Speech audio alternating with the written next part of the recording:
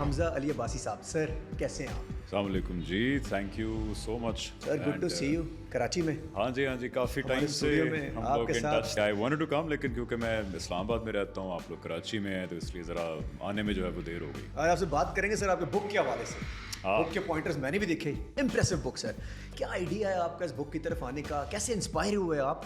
دیکھیے, لکھنے کا پروسیس تو مطلب ساری زندگی کا ہی ہے میرا, کیونکہ ٹین ایج کو جب میں پہنچا تو مجھے ایک بڑی شدید بیماری لاحق ہو گئی, اور وہ یہ تھی کہ مجھے جاننا تھا کہ مرنے کے بعد یہ جو کانوں میں بات پڑتی ہے کہ کوئی زندگی ہے, کوئی خدا ہے, کوئی قیامت ہے, اور یہ صرف اسلام ہی نہیں بلکہ بہت سارے مذاہب جو ہیں یہ پیغام دیتے ہیں, ہر کوئی سن لیتا ہے اس کو جیسے شعور کی آنکھ کھولتا ہے. تو میرے لیے پرابلم یہ تھا جاننا, اور میں چاہتا ہوں کہ سب تک یہ بات پہنچے کہ آپ بھی کوشش کریں جاننے کی کہ ان باتوں میں کوئی حقیقت ہے یا نہیں, کیونکہ یار یہ بہت بڑی بات ہے. یہ ایٹ لیسٹ میرے لیے میرا اس کا جواب جاننا میرے لیے بڑا ضروری تھا, تاکہ میں زندگی اس حساب سے جی سکوں. پہلے مجھے یہ کوشش کہ ان سوالوں کے جواب جانوں الہاد کی دنیا میں لے گئی, پھر سائنس مجھے خدا کی طرف لے گئی, مذہب کے اندر جب دیکھا تو اسلام ٹھیک لگا, قرآن ٹھیک لگا. بہت لمبا سفر تھا.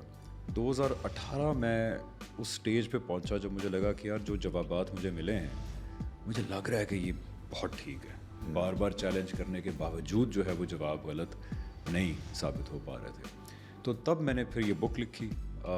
جو یہ بک اس بارے میں ہے کہ مجھے جو جوابات سیٹسفائنگ لگے خدا کے حوالے سے, ایگزسٹنس کے حوالے سے, آخرت کے حوالے سے, جو مجھے ذاتی طور پہ سیٹسفائنگ لگے, ان کو میں نے پین ڈاؤن کیا. اور اس کے پیچھے 2-3 وجوہات ہیں لکھنے کی. ایک تو یہ ہے کہ اللہ تعالیٰ سے ثواب حاصل کرنا ہے, کیونکہ جس خدا پہ مجھے یقین ہے کہ یہ ٹھیک والا خدا ہے, جو قرآن کا خدا ہے, بائبل کا خدا ہے, جس نے لاتعداد دفعہ انسانوں سے رابطہ کر کے اس سے بات کی, آخری بار حضرت محمد صلی اللہ علیہ وسلم سے رابطہ کیا انہوں نے, تو وہ خدا کہتا ہے کہ جس طرح میرے دین کو سمجھے ہو اس کو جب آگے بتاؤ گے لوگوں کو, چاہے عام انسان کی حیثیت سے بتاؤ, بالکل ٹھیک ہے, یا چاہے اسکالر کی حیثیت سے بتاؤ, تو اللہ تعالیٰ کہتے ہیں میں ٹھیک ٹھاک ریوارڈ دوں گا اس کا. تو ایک تو یہ کوشش ہے کہ اللہ میاں سے ثواب حاصل کیا جائے. دوسری کوشش یہ ہے یار کہ میں یہ جوابات ڈھونڈ رہا تھا ایک عام انسان کی حیثیت. صحیح. لیکن المیہ یہ تھا کہ مجھے جوابات مل رہے تھے بڑے اسکالرلی مل رہے تھے, بڑی مشکل زبان تھی, بڑا ایک ڈیفیکلٹی مجھے پیش آئی ان کو اپنے. میرا سب کے ساتھ ہوتا ہے. ہاں, میرا دماغ بڑا چھوٹا ہے, ٹھیک ہے, میں اتنا انٹیلیجنٹ نہیں ہوں, تو مجھے بہت مشکل ہوئی اس کو انفارمیشن کو سنتھسائز کرتے ہوئے اپنے چھوٹے دماغ کے لیول کے اوپر. تو میں چاہتا ہوں یار اگر کوئی اور انسان ہے جو یہی سوال پوچھ رہا ہے اور میرے جتنا ہی وہ کم انٹیلیجنٹ آدمی ہے, تو اس کو اس ایکسرسائز سے نہ گزرنا پڑے جس سے میں گزرا ہوں. یہی مسئلہ ہمارے ساتھ رہا ہے کہ جی ہمیں سمجھ میں نہیں آتی وہ والی اس لیول کی باتیں. ہاں, کیونکہ اور ہم بول نہیں پاتے, ہمیں ایک ڈر بھی ہوتا ہے تھوڑا سا کہ پاکستان میں تو نہیں, پاکستان مذہب کے اوپر بات کرنے میں بہت ایک سوال کوئی ہمیں کنفیوز کر رہا ہے, اور بس ہم سوال کر لیں تو اس پہ فتویٰ ویسے نہیں. اب میرا خیال ہے کہ اب یہ میں جب ٹین ایجر تھا اس وقت آپ ٹھیک کہہ رہے ہیں کہ رویے تھوڑے اسٹرکٹ تھے, لیکن اب اللہ کا شکر ہے جو ہمارا مذہبی طبقہ ہے, ہمارے علماء ہیں جو آج کے دور میں ہیں, وہ تو بہت بہت لینینٹ ہیں, بلکہ بہت زیادہ سوال کو انکریج کرتے ہیں. اب تو وہ دور رہا ہی نہیں کہ جب آگے سے ہارشنس تھی, آگے سے اب تو بلکہ آپ دیکھیں کہ جن لوگوں سے ہمارے آج کے جو مذہبی طبقہ ہے وہ ڈس ایگری بھی کرتا ہے, میجورٹی تو بڑے پیار محبت سے ڈس ایگری کر رہا ہے. تو اب وہ دور نہیں رہا جب آگے سے ہارشنس ہو, گالیاں پڑیں. سوالات تھوڑے سخت ہو گئے ہمارے بھی, سننے والوں کو بھی. جیسے ہم لوگ اب پہلے سوال شاید تھوڑے سے لپٹے ہوتے تھے, اب ذرا اور کھل کے نہیں کرے سوالات ہم لوگ. ذرا انفارمیشن کا دور ہے, کیونکہ اب یوٹیوب ہے, فیس بک ہے, انٹرنیٹ ہے, تو اب انفارمیشن کو کنٹین نہیں کیا جا سکتا. اب ایک دیکھیں 12-13 سال کے بچے کے سامنے ویسٹرن ساری فلاسفیز بھی ہیں, ایک فون کے ٹیب کے اوپر وہ الہاد کے سارے فلسفے بھی دیکھ سکتا ہے, وہ جو دنیا کے اندر مذاہب ہے ان کی بھی ڈیٹیلز دیکھ سکتا ہے. سوال تو پھر پیدا ہوں گے اس دور میں. خیر, میں ریزنز آپ کو بتا رہا تھا بک لکھنے کے, تو ایک یہ ریزن تھا کہ میں سمپلیفائی کر کے لکھ دوں تاکہ میرے جیسا کوئی عام آدمی یہ سوال پوچھ رہا تو جواب مل جائیں. یار تیسری بھی ایک وجہ تھی, اور وہ یہ تھی کہ جس اسلام کی انٹرپریٹیشن سے میں متفق ہوں کہ یہ ٹھیک انٹرپریٹیشن ہے, وہ جاوید احمد غامدی صاحب کی انٹرپریٹیشن ہے. اور میں یہ چاہتا ہوں کہ میں جہاں تک بھی میری آواز پہنچ سکے میں ان کی انٹرپریٹیشن کو لوگوں تک لے کے جاؤں, کیونکہ اس انٹرپریٹیشن میں مجھے لگتا ہے کہ ہمارے بہت سارے پرابلمس کے جوابات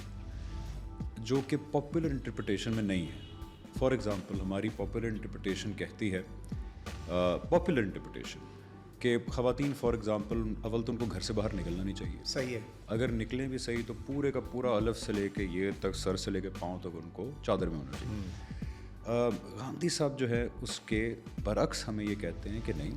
خواتین بالکل ہر چیز کے اندر مردوں کے شانہ بشانہ کام کر سکتی ہے، ہر طرح کا فنون لطیفہ جائز ہے، مرد اور عورتوں کا اکٹھے کام کرنا، پڑھنا لکھنا یہ سب جائز ہے، البتہ ایک سرٹن مورل باؤنڈری کے اندر۔ خواتین باہر بھی جا سکتی ہیں اور سر کا پردہ جو ہے، جو دوپٹہ ہے وہی کافی ہے، اس کے علاوہ جو ہے وہ کر لیں تو بہت اچھی بات ہے، نہ کریں تو فرض ان کے اوپر نہیں ہے، اور دوپٹہ بھی ہر سچویشن میں فرض نہیں ہے۔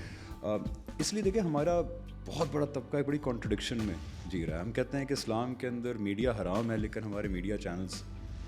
کام کر رہے ہیں، ہم بھی میڈیا کے تھرو ہی بیٹھے ہیں۔ بالکل ٹھیک ہے، ٹھیک ہے، ہمارا ہم اتنی کانٹرڈکشن میں جی رہے ہیں کہ عدنان ہم کہتے ہیں کہ جی میوزک حرام ہے، خواتین کا گانا تو بالکل ہی حرام ہے، کہتے ہیں نا ہم، یہ ہمارا جو پاپولر مذہبی طبقہ ہے، لیکن وہی مذہبی طبقہ مانتا ہے کہ 1965 میں نور جہاں کے گانوں نے جو ہے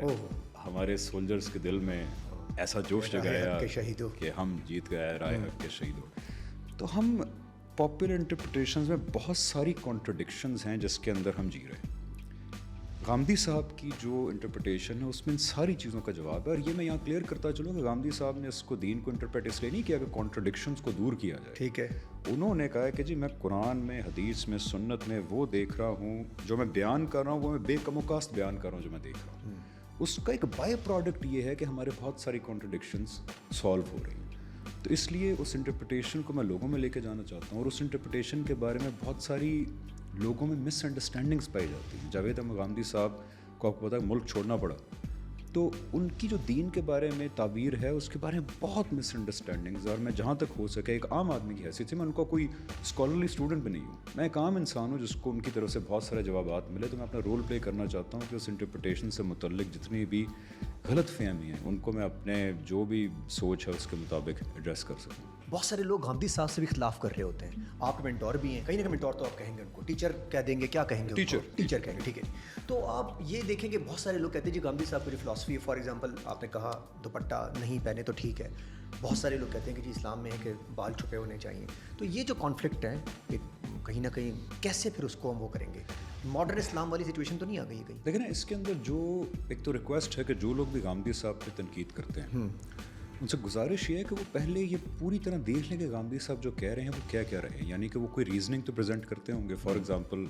سورہ احزاب میں اگر ایک آیت ہے جو کہ پردے کے زمرے میں پریزنٹ کی جاتی ہے، تو جب گاندھی صاحب سے مد مقابل آپ وہ آیت پریزنٹ کرتے ہیں تو آپ یہ تو دیکھ لیں کہ وہ اس آیت کے بارے میں کیا کہہ رہے ہیں، بالکل ٹھیک ہے، پھر اس کے اوپر آپ کرٹیک کریں، پھر اس سے آپ ڈس ایگری بھی کریں، کیونکہ ہوتا یہ ہے کہ ہم کہتے ہیں جی گاندھی صاحب یہ کہہ رہے ہیں، لوگ قرآن کی آیت سامنے لا رہے ہیں، تو کہتے ہیں یار اس کے بارے میں گاندھی صاحب کی بھی آنکھیں ہیں، انہوں نے دیکھی ہوگی نا قرآن کی آیت، اس کے بارے میں سو آپ ڈس ایگری کریں، کرٹیک بھی کریں، لیکن پہلے ان کا پورا ایک ریزننگ دیکھ لیں کہ وہ کیا کہہ رہے ہیں، نمبر ایک،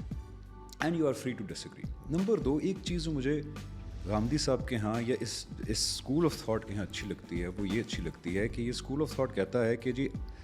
وہ واحد انسان جس سے دین کے معاملے میں ڈس ایگری نہیں کیا جا سکتا، جو دین کے معاملے میں غلط نہیں ہو سکتا، وہ تا قیامت اب آخری ایک ہی شخصیت تھی، اور وہ تھے محمد رسول اللہ صلی اللہ علیہ وسلم، جو دین کے معاملے میں غلط نہیں ہو سکتے، ان سے ڈس ایگری نہیں ہو سکتا، کیونکہ وہ اللہ تعالیٰ کے آخری نبی ہیں، آخری رسول ہیں۔ آپ صلی اللہ علیہ وسلم کے بعد چاہے کوئی کتنا بڑا اسکالر ہو، چاہے کوئی کتنا ہی نیک آدمی ہو، جب بھی وہ دین کے بارے میں کوئی بات کرے گا تو وہ ایک عام انسان کی حیثیت، بالکل ٹھیک ہے، وہ ایک طالب علم کی حیثیت سے، بالکل ایک استاد کی حیثیت سے کہہ رہا ہے، وہ صحیح بھی ہو سکتا ہے، غلط بھی ہو سکتا ہے، غلط بھی ہو سکتا ہے، اور آپ اسے ڈس ایگری بھی کر سکتے ہیں، بالکل ٹھیک ہے۔ آپ گاندھی صاحب کی 500 چیزوں سے ڈس ایگری کر لیں، انہوں نے کب کہا ہے کہ میں کوئی نبی ہوں معاذ اللہ یا میں رسول ہوں، میں جو کہہ رہا ہوں بالکل ان کا پوائنٹ آف ویو ہے، ان کا پوائنٹ آف ویو ہے، ان کی انٹرپریٹیشن ہے، آپ اسے اختلاف کر سکتے ہیں، لیکن بہت سارے ہمارے جو باقی دین کے اسکولز آف تھاٹ ہیں ان میں یہ ان کے اکابر کے بارے میں رویہ ایسا نہیں ہے جو کہ میرے خیال ہے اس چیز کی اصلاح ہونی چاہیے۔ فار ایگزامپل ہمارے ہاں ہر مسلک اپنے جو بڑے ہیں ٹیچرز ان کے بارے میں کبھی بھی یہ تصور نہیں کر سکتا کہ وہ غلط ہو سکتے ہیں، تو گاندھی صاحب کہتے ہیں کہ میں کوئی امام نہیں ہوں، نہ ہی میں کوئی ولی اللہ ہوں، میں ایک ٹیچر ہوں، میں دین کو دیکھ رہا ہوں، جو کچھ سیکھ رہا ہوں اس کو بیان کر رہا ہوں، میں صحیح بھی ہو سکتا ہوں، میں غلط بھی ہوں۔